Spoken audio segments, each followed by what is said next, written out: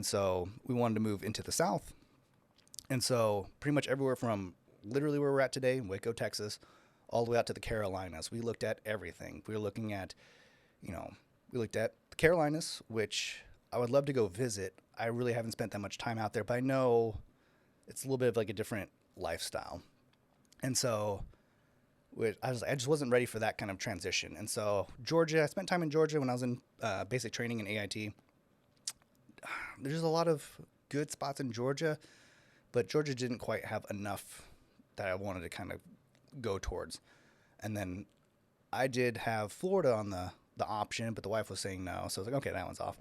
And then Alabama, Mississippi, not quite enough out there for us to go to. I think there was Huntsville, Alabama, which is kind of like the aviation space industry, which was very attractive back then, but it was kind of isolated and kind of by itself. And so I was like, well, I love the idea, but just not quite enough out there for me. And so Louisiana, a little too wild for me. And then Texas had the better options when it comes to disabled veterans perks.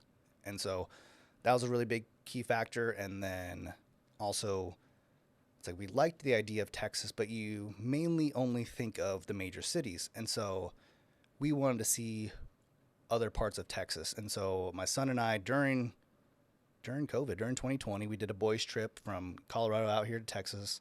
I had a good friend out there in Killeen who was, he served in the Army as well. We also grew up together. And so I was like, hey, mind if I stay with you while we go check out the area? And so he was grateful enough to let us stay with him while we scouted out, central Texas. And so, you had Harker Heights, you had Belton, you had Temple, you had all that stuff. And a lot of it was okay. It wasn't bad, but just wasn't quite the tempo that we were looking for. And so luckily, we did hear of Waco because, of course, TV shows and all that. And so we did a trip up here, and I kind of fell in love with it instantly. It was like a good environment where we can get it around pretty well.